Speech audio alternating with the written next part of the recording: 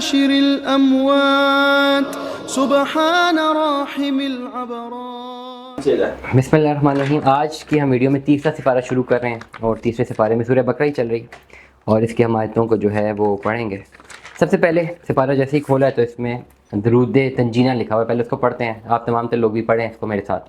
اللہم صلی علی سیدنا محمد وعلی آل سیدنا محمد الصلاۃ تنجینہ بہا من جمیع الاحوال والآفات وتکفی لنا بہا جمیع الحاجات وتطہرنا بہا من جمیع السیئات. اللہ تعالیٰ اگر تجوید کی غلطی ہے تو اس کو معاف فرمائے. اعوذ باللہ من الشیطان الرجیم. بسم اللہ الرحمن الرحیم. سب سے پہلے ہم پڑھتے ہیں آیت.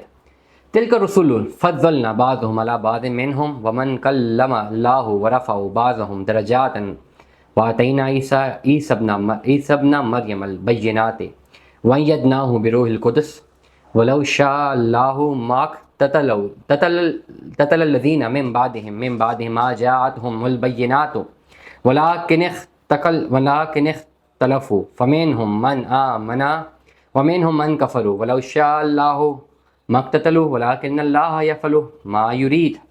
ترجمہ: ان رسولوں میں سے ہم نے بعض کو بعض پر فضیلت دی ہے، بعض سے اللہ نے گفتگو کی اور بعض کے دیگر امور میں مرتبے بلند کیے ہیں، اور ہم نے عیسیٰ ابن مریم کو کھلی نشانیاں دیں اور روح القدس سے ان کی مدد کی، اور اگر اللہ چاہتا تو ان کے بعد جو لوگ ہوئے اپنے پاس کھلی نشانیاں آنے کے بعد آپس میں نہ لڑتے، لیکن انہوں نے اختلاف کیا.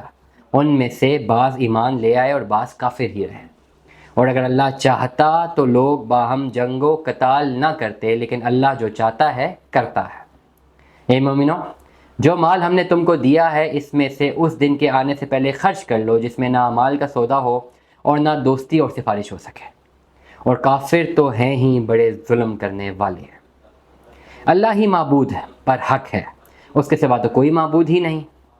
وہی ہمیشہ زندہ اور قائم رہنے والا ہے، اسے نہ تو اونگ آتی ہے اور نہ نیند. ہر چیز اسی کی ہے جو آسمانوں میں اور زمین میں ہے. کون ہے کہ اس کی اجازت کے بغیر اس سے کسی کی سفارش کرے؟ جو لوگوں کے روبرو ہو رہا ہے اور جو ان کے پیچھے ہو چکا ہے وہ سب اللہ کو خوب معلوم ہے، اور وہ اللہ کے علم میں سے ذرا برابر بھی کسی چیز پر کوئی احاطہ نہیں کر سکتے، مگر جس قدر وہ چاہیں اسی کی بادشاہی آسمانوں اور زمین میں سب پر حاوی ہے، اور اللہ کو ان کی حفاظت کوئی دشوار نہیں. وہ بڑا عالی رتبہ اور جلیل القدر ہے. اسلام میں کوئی جبر اور قہر نہیں ہے. ہدایت صاف اور ظاہر ہے اور گمراہی سے الگ تھلگ ہے. تو جو بتوں کو مانتا ہی نہیں اور اللہ ہی پر پورا یقین رکھتا ہے تو اس نے ایسی مضبوط رسی ہاتھ میں پکڑ لی جو کبھی بھی ٹوٹنے والی نہیں ہے، اور اللہ تو ہے ہی سب کچھ جاننے اور سننے والا. اللہ تو مومنین کا دوست ہے اور جو ان کا اندھیرے سے نکال کر روشنی میں لے جاتا ہے، اور جو کافر ہے تو شیاطین ان کے دوست ہیں جو ان کی روشنی سے نکال کر تاریکی کی جانب لے جاتے ہیں. یہی لوگ دوزخی ہیں اور وہ اس میں ہمیشہ ہمیشہ رہیں گے. صدق اللہ العظیم. جزاک اللہ.